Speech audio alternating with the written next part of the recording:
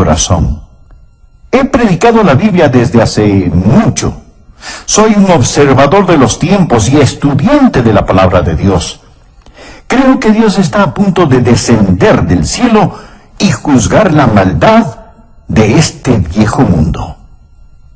Yo no estoy tratando de salvar al mundo. Todo aquel que conoce la Biblia sabe que es una tontería el intentar salvar este mundo. Este mundo va en curso de colisión, de choque con el juicio y el desastre. Permítame decirle cuál es el propósito del Evangelio. El Evangelio no es para salvar a esta civilización de la catástrofe. El Evangelio es para salvar al hombre de la catástrofe de esta civilización.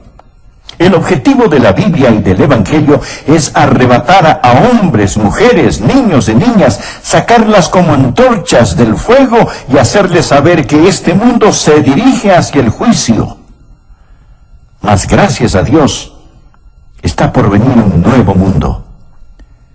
Hoy tenemos muchos ingenieros sociales que hacen todo lo posible por salvar a este mundo. Me recuerdan de la gente que estaban acomodando las sillas en la cubierta del Titanic antes de que éste se hundiera. Lo que necesitamos hacer es averiguar cuál debería ser nuestra posición en estos últimos días. Y como lo he dicho antes, no debemos saberlo solo para sobrevivir, sino para florecer, para ser victoriosos, para alistarnos para ir al cielo y llevarnos a todo el que podamos con nosotros. Y yo creo que eso es a lo que el apóstol Pablo se refiere aquí en 2 de Timoteo, capítulo 3. Dios ha puesto en mi corazón una serie de mensajes para darnos un vistazo general de los temas que enfrentamos en estos últimos tiempos. Por favor, busquen su Biblia, 2 de Timoteo, capítulo 3, y empecemos con el versículo 1. También debes saber esto, que en los postreros días vendrán tiempos peligrosos. Esta palabra, peligrosos, en el original se usa solo una vez más en el Nuevo Testamento. En Mateo, capítulo 8, verso 28. Habla de dos hombres endemoniados, y ahí está traducido feroces en gran manera. Así que estos son tiempos feroces en gran manera. No es que yo sea ave de mal agüero cuando le digo que nuestro mundo enfrenta tinieblas nacionales e internacionales, morales, espirituales, sociales y políticas. Cualquiera puede tomar el periódico y darse cuenta que las naciones se derrumban a nuestro alrededor. Usted dirá, pero es maravilloso lo que sucede en los países comunistas, el ver el derrumbe del comunismo. Bien, esto nos da una ventana para predicar el Evangelio. Nos da una entrada para predicar el Evangelio y debemos hacerlo, pero mi amigo, lo que usted está viendo es un destello del reino venidero del anticristo. Este mundo y todas las cosas que están sucediendo tan rápidamente solo están preparando el escenario para ese líder mundial, el anticristo. La Biblia dice que él vendrá y nos dice también de dónde saldrá. No, él no saldrá de Rusia, saldrá de un imperio romano reunificado, saldrá de Europa. Y vemos cómo el escenario ya se ha preparado para esto. Los cristianos no deberíamos sorprendernos al ver todas estas profecías cumplirse. No debe ocasionar pánico. Como lo he dicho antes, lo repito ahora, mi amigo, no hay pánico en el cielo. Aun cuando se ponga gloriosamente oscuro para el Hijo de Dios, recordemos que la estrella de la mañana aparece después de la hora más oscura de la noche. Estamos esperando el regreso del Señor Jesucristo. Dios nos dice que estos son días peligrosos. En 2 de Timoteo 3, versículo 2, encontramos una descripción de los días en que vivimos. La Biblia dice, porque habrá hombres amadores de sí mismos. ¿Cuál es la actitud de esta era? Ya no tenemos a los hippies, quienes estaban interesados en el bien de toda la sociedad en conjunto. Ya eso se ha quedado atrás.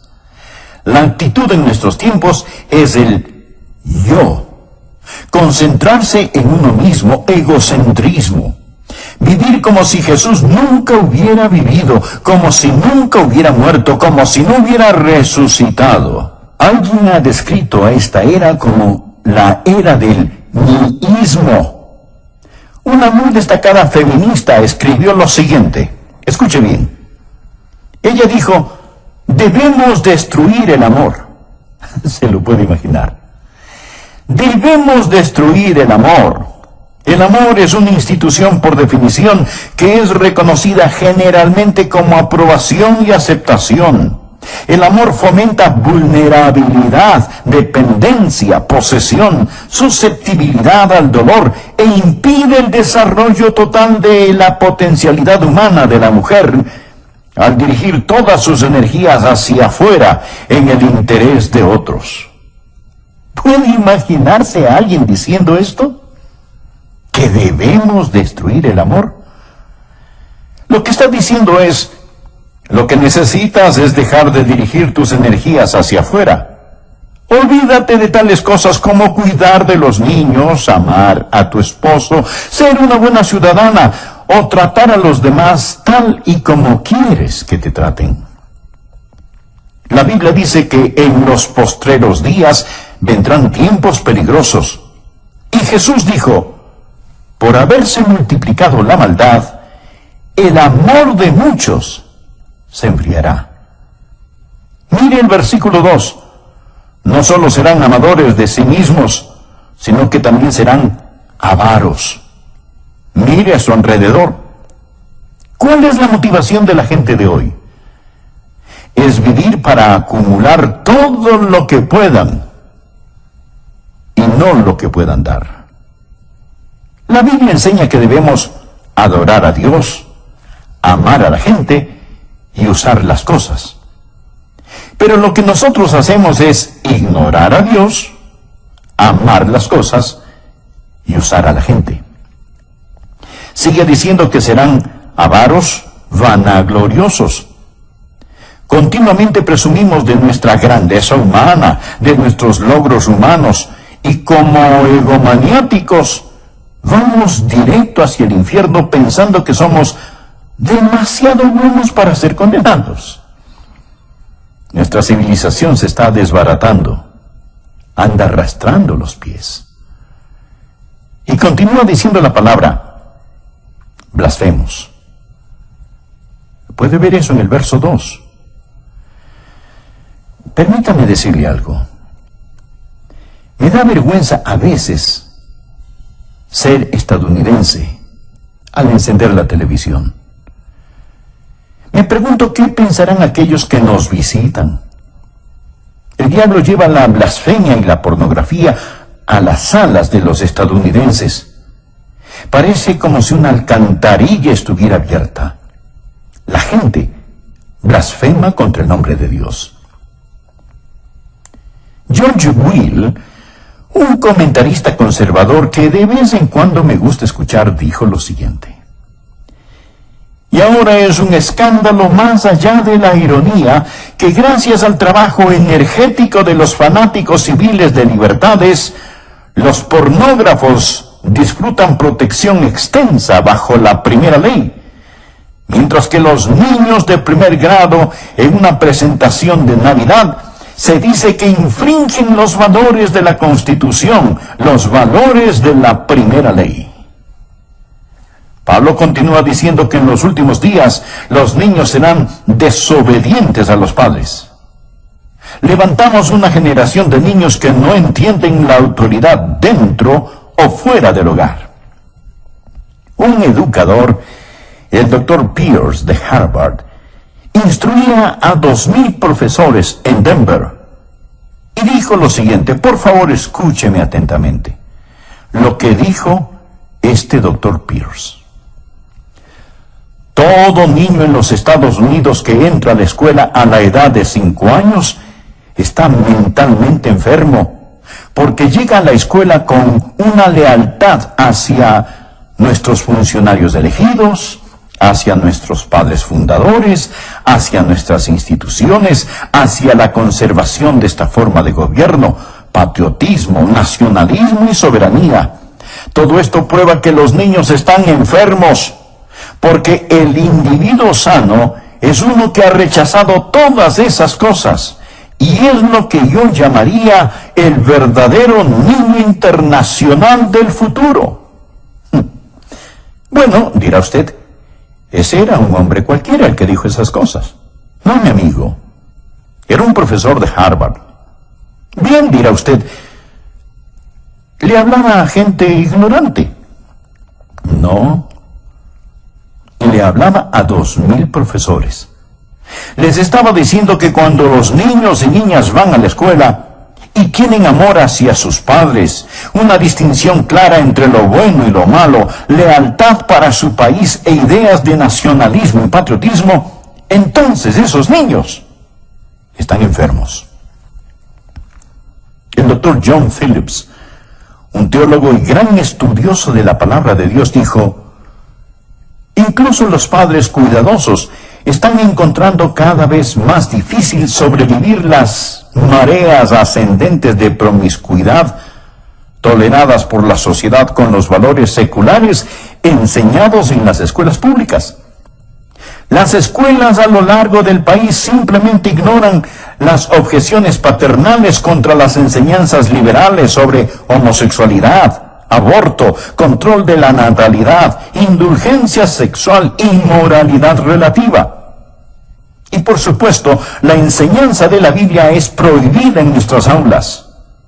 Podemos asignar la lectura y discusión de cualquier libro asqueroso que salga de la imprenta. Podemos estudiar Carlos Marx y George Bernard Shaw.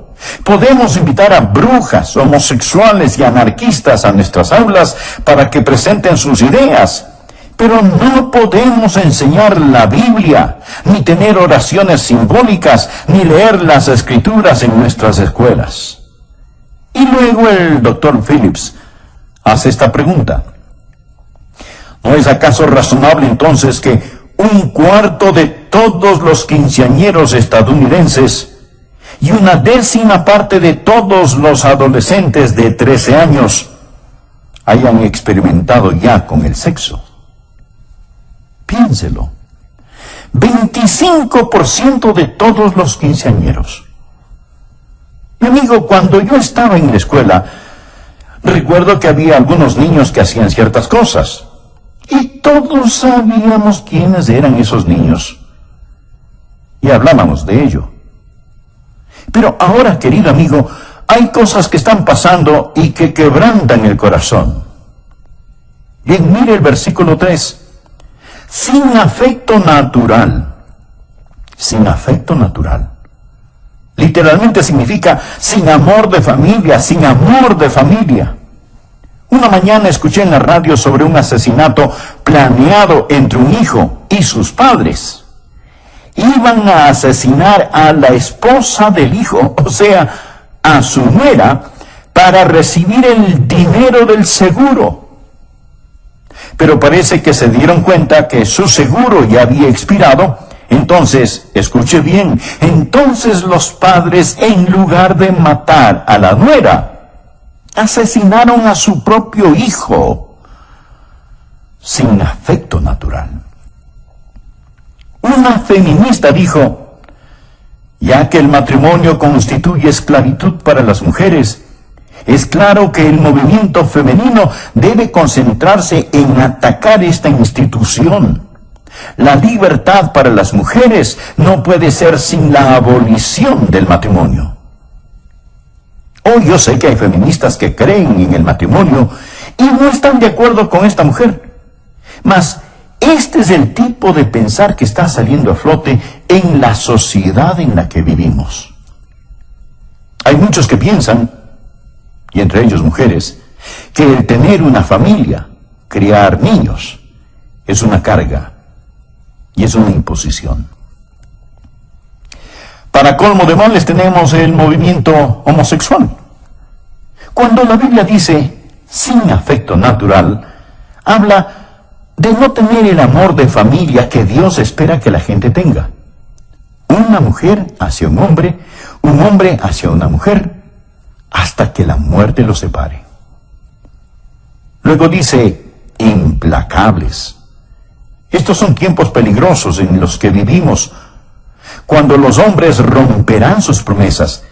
Es decir, la palabra de un hombre no significa nada, ya sea un contrato de negocios, un contrato matrimonial o un tratado entre naciones.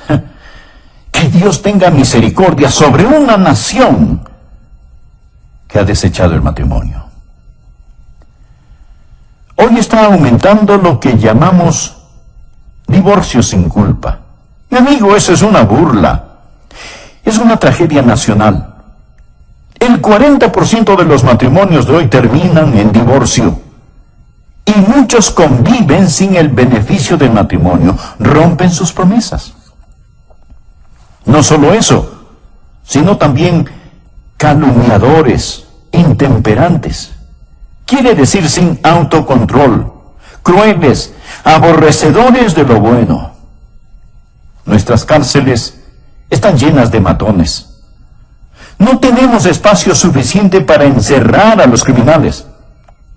Cuando construíamos el templo de nuestra iglesia, uno de los alcaldes dijo, qué bueno que una iglesia tan grande como esta se esté construyendo.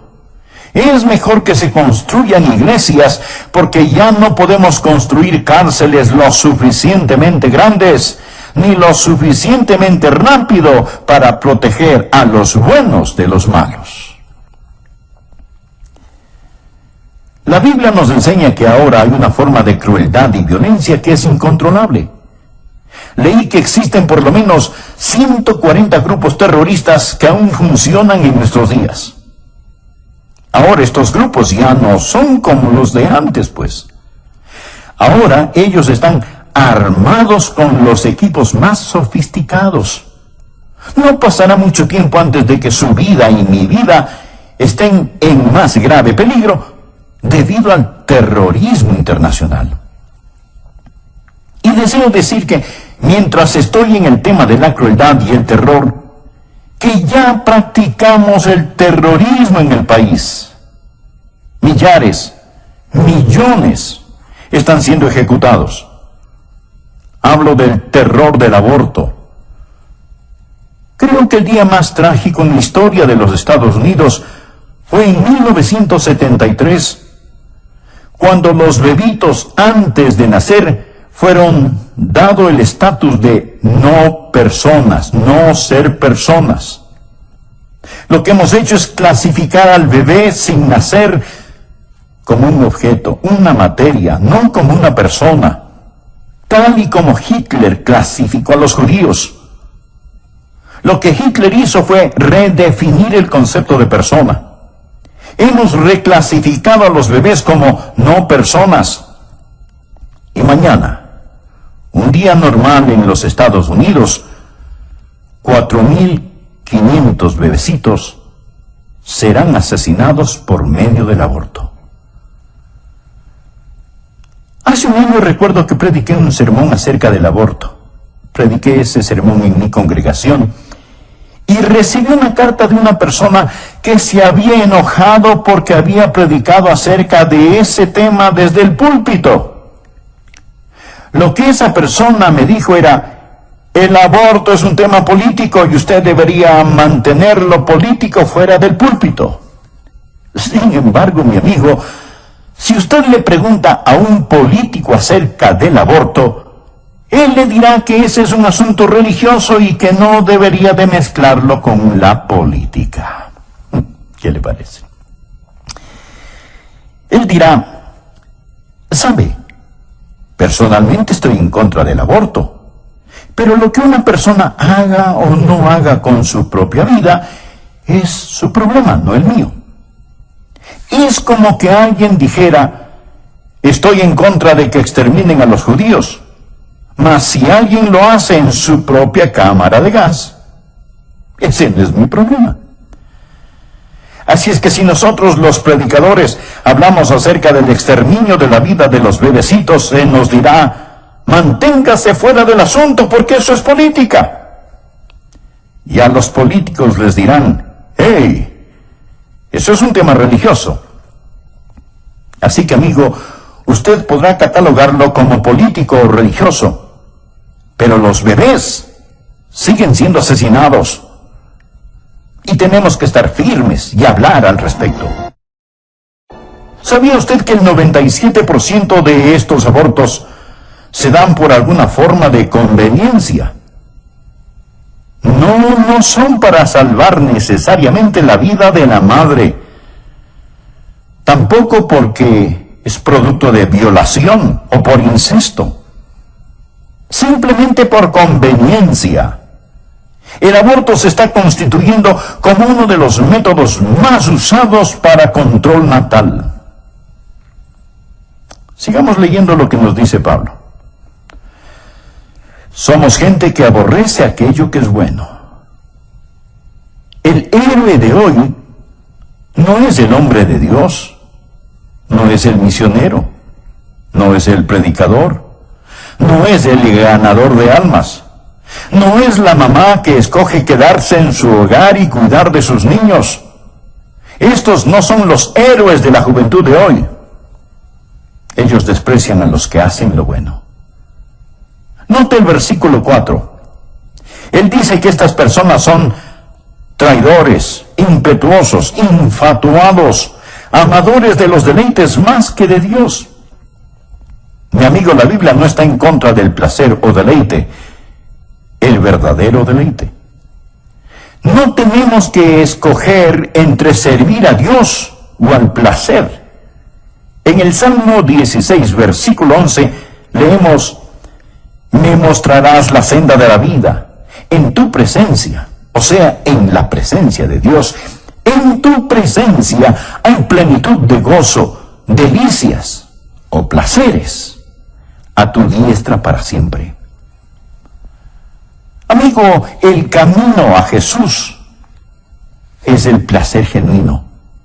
Pero el problema viene cuando tenemos una sociedad que ama más los placeres que a Dios. No sé cuántos me están escuchando en este momento por medio de este programa en sus casas, pero podrían ser más. Sin embargo, muchos prefieren escuchar programas seculares y mundanos antes que oír la palabra de Dios. Somos amantes de los placeres, más que amantes de Dios. Mire a su alrededor. Los hoteles, los teatros, los estadios, los clubes nocturnos están repletos. Es lo que podríamos llamar una explosión de placer. El domingo ha llegado a ser el día de hacer casi cualquier cosa, excepto adorar a Dios.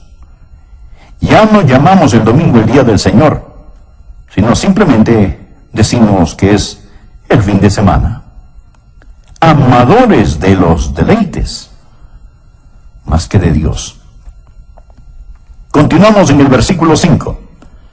Que tendrán apariencia de piedad, pero negarán la eficacia de ella.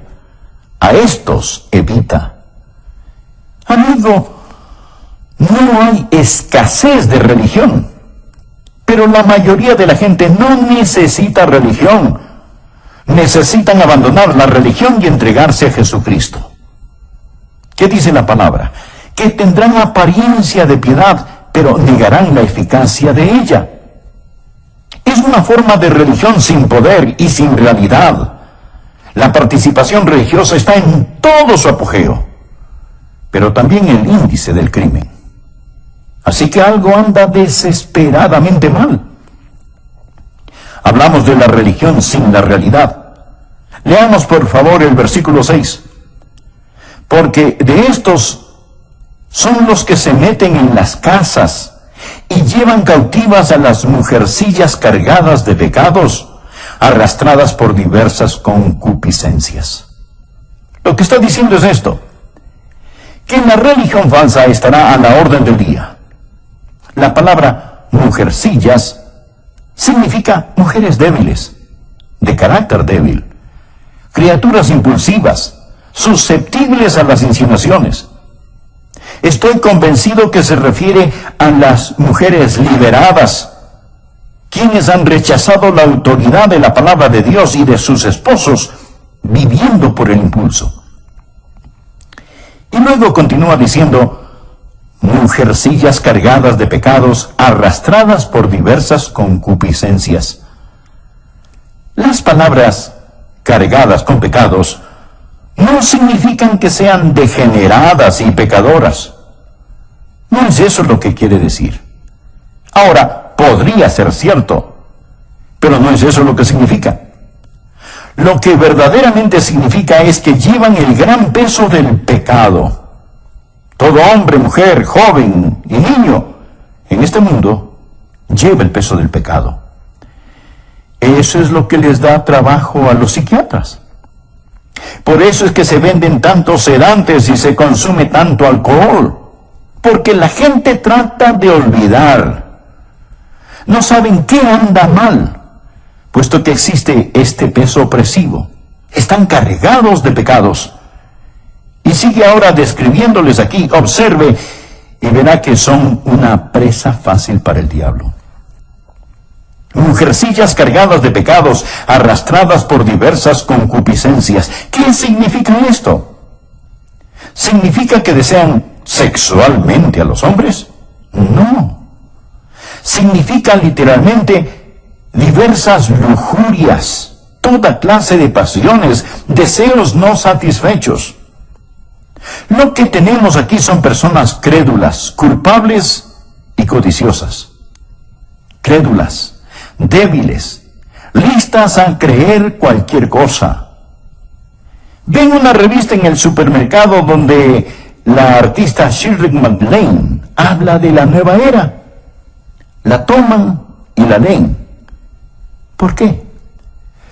Porque buscan algo que les quite esa culpabilidad que sienten. Además están vacías y llenas de deseos no satisfechos. Esto es lo que se encuentra en el corazón y mente de muchos hoy en día. Ahora, además de eso, encontramos en los versículos 7 y 8 una explosión de conocimiento. Estas siempre están aprendiendo y nunca pueden llegar al conocimiento de la verdad. Los hechos pueden duplicarse y triplicarse. El conocimiento aumentará, pero no la verdad. Si es nuevo, no es verdad. Mi amigo, debemos seguir luchando vigorosamente por la fe encomendada una vez por todas a los santos. Esta es una generación en busca de alguna cosa nueva. Por favor, vea el versículo 8. Y de la manera que Janes y Jambres resistieron a Moisés, así también estos resisten a la verdad, hombres corruptos de entendimiento, réprobos en cuanto a la fe. ¿Quiénes eran Janes y Jambres? Fueron los magos que se opusieron a Moisés al imitar y remedar sus milagros. En los últimos días, Satanás va a venir. En estos últimos tiempos, usted va a presenciar más milagros de los que jamás haya visto. La mayoría de ellos no serán hechos por Dios, sino por medio del poder de las tinieblas, el poder de Satanás. La Biblia dice que vendrá una explosión de milagros del ocultismo. Del mismo modo como Janes y Jambres se opusieron a Moisés y llevaron a cabo sus milagros. Muchos van a ser engañados por estos milagros. Estos, mi amigo, son tiempos peligrosos. Gracias a Dios no tenemos que enfrentarlos sin esperanza. Dios nos dice qué debemos hacer. Lo primero que debemos hacer es apartarnos nosotros mismos de estas cosas. Mire por favor el versículo 5. Que tendrán apariencia de piedad, pero negarán la eficacia de ella. A estos evita. La gente necesita salirse de las iglesias liberales, de iglesias que no enseñan el Evangelio de Jesucristo. Necesita salir de este tipo de lugares. Tal vez usted dirá, pastor, ¿que acaso su iglesia es la única buena y verdadera iglesia? No, Dios sabe que no somos lo que deberíamos ser. Hay muchas iglesias bíblicas maravillosas que honran a Cristo, pero también hay muchas que no. Y hay personas que asisten a ellas y dicen, bueno, es que mi abuelita está enterrada en el cementerio que queda en el patio trasero de la iglesia. Mi amigo, si la abuelita pudiera, se levantaría y saldría de ese lugar. Le garantizo que eso es lo que haría. Y amigo, es lo que usted debería hacer también. Sature con su ausencia esos lugares que no enseñan el Evangelio de nuestro Señor Jesucristo. Escuche, estimado amigo. Nosotros debemos testificar a la gente de este mundo, pero no juntarnos con ellos. Segunda de Tesalonicenses 3:14 dice, si alguno no obedece a lo que decimos por medio de esta carta, a ese señaladlo y no os juntéis con él para que se avergüence. Y Romanos capítulo 16, versículo 17 dice, mas os ruego, hermanos, que os fijéis en los que causan divisiones y tropiezos en contra de la doctrina que vosotros habéis aprendido, y que os apartéis de ellos. Y en 1 Corintios 5:11, más bien os escribí que no os juntéis con ninguno que llamándose hermano fuere fornicario, o avaro, o idólatra, o maldiciente, o borracho, o ladrón. Con el tal ni aun comáis. Y 1 Timoteo 6:5, que tendrán apariencia de piedad, pero negarán la eficacia de ella. A estos evita. La Biblia no dice que tenemos que poner nuestros brazos alrededor de la gente y decirles que sus ideas son tan buenas como las nuestras. Segunda de Juan 10 dice, si alguno viene a vosotros y no trae esta doctrina, no lo recibáis en casa, ni le digáis, bienvenido. La Biblia dice que en estos últimos tiempos debemos evitar a la gente que hemos descrito y necesitamos salirnos de las iglesias liberales, pero no solo es un llamado a salir, sino que también es un llamado.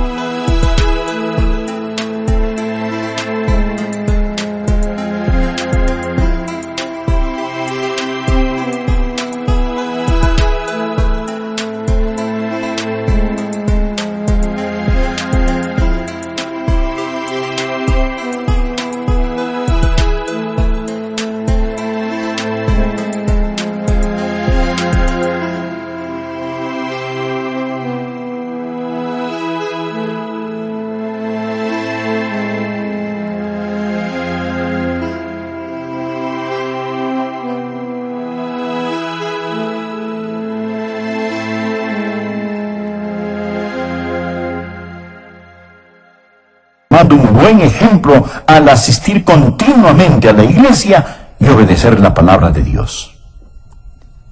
Hebreos 10:25 nos dice que entre más se acerca el día del Señor, más necesitamos estar en la casa de Dios y con el pueblo de Dios, no dejando de congregarnos, como algunos tienen por costumbre, sino exhortándonos, y tanto más, cuanto veis que aquel día se acerca. Necesitamos practicar la separación del mundo y la comunicación con el pueblo de Dios. No va a ser muy fácil. Mi amigo, usted va a sufrir en estos últimos días, pero no le hará daño si usted tiene al Señor Jesús. Miren los versículos del 10 al 12. Pero tú has seguido mi doctrina, conducta, propósito, fe, longanimidad, amor, paciencia, persecuciones, padecimientos, como los que me sobrevinieron en Antioquía, en Iconio, en Listra, persecuciones que he sufrido, y de todas me ha librado el Señor. Y también todos los que quieren vivir piadosamente en Cristo Jesús padecerán persecución. ¿Cuántos creen lo que dice el versículo 12? Espero que lo crean. Está en la Biblia. ¿Cuántos de ustedes están sufriendo persecución? Si usted no está sufriendo alguna clase de persecución, es porque tal vez no está viviendo piadosamente en Cristo Jesús. Algunos piensan, bueno, si vivimos piadosamente escaparemos la persecución. No, no escapará. Mi amigo, Jesús no escapó la persecución. Pablo no se libró de la persecución. Usted tampoco se librará. Usted es una persona nacida 2 veces en un mundo de gente nacida solo una vez. Y estará yendo contra corriente todo el tiempo. Este mundo no le va a honrar si usted verdaderamente vive para el Señor Jesús. Le romperán la nuca si es que pueden hacerlo. Vean lo que dice el versículo 13.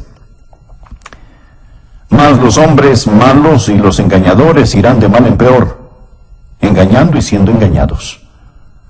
Usted me preguntará, Pastor Rogers, ¿se está poniendo mejor o peor este mundo? Y la respuesta es sí. Los malvados y los engañadores irán de mal en peor, engañando y siendo engañados. Pero el pueblo de Dios, al acercarse a la segunda venida de Jesús, creo que estará brillando más y más.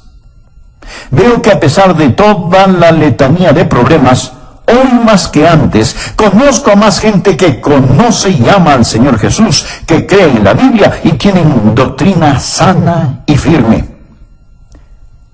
La otra noche fui a escuchar un debate entre Philip Schlafly y Sarah Weddington, la abogada que hizo legal el matar a bebecitos pequeños.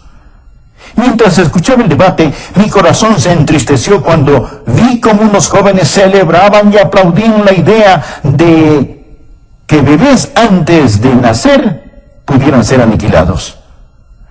Mas déjeme decirle también que me sentí animado cuando vi a otro grupo de jóvenes con rostros brillantes y de aspecto inteligente, muchos de ellos miembros de nuestra iglesia, que estaban allí en el nombre de Cristo y defendían aquello que es verdad. Amigo, es mejor que usted sepa dónde está parado y qué es lo que cree, porque va a ponerse de mal en peor. El diablo hará su trabajo al engañar. Existe todo tipo de charlatanes y esto va a empeorar. ¿Qué debe hacer usted?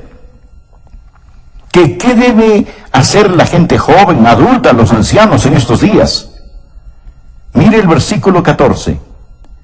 Pero persiste tú en lo que has aprendido y te persuadiste, sabiendo de quién has aprendido, y que desde la niñez has sabido las sagradas escrituras, las cuales te pueden hacer sabio para...